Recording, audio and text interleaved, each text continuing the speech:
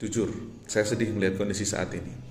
Bukan hanya krisis ekonomi, krisis kesehatan, tapi kita juga mengalami krisis mental terbesar dan terburuk yang pernah saya lihat. Bagaimana tidak, saat ini banyak orang yang kehilangan cara berpikir positif.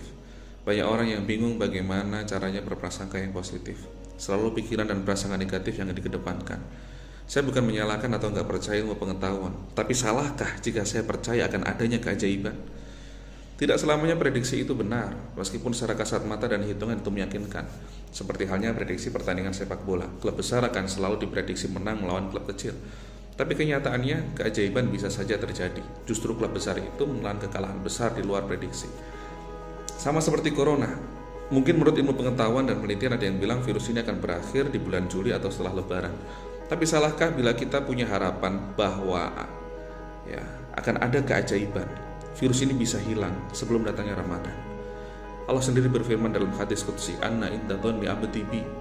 Aku mengikuti prasangkanya hambaku. Hadis ini diriwayatkan oleh Bukhari Muslim sahih. Islam mengajarkan kita untuk selalu berhusnudzon, berprasangka yang baik. Daripada teriak lockdown tapi masih keliruan dari studio satu ke studio yang lain cari ketenaran, teriak kritik pemerintah tapi nggak tahu arah, di rumah berfoya-foya, tebar foto kehidupan mewah. Bukankah lebih baik kalian diam di rumah tanpa membuat resah?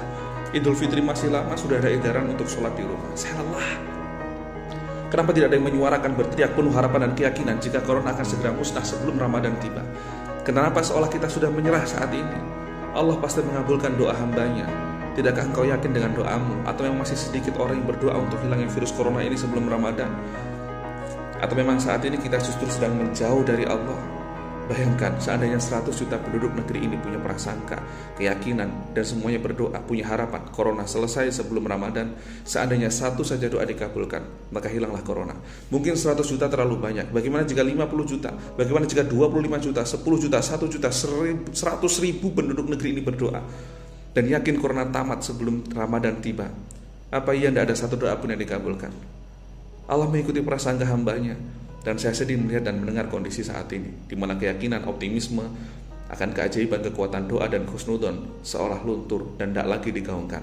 Ini saatnya kita bangkit, berprasangkalah yang baik, berdoalah cobaan ini akan segera usai sebelum Ramadan tiba. Kita husnudon, bisa lagi taraweh di masjid, bisa itikaf lagi di masjid, bisa sholat bersama dengan handai tolan.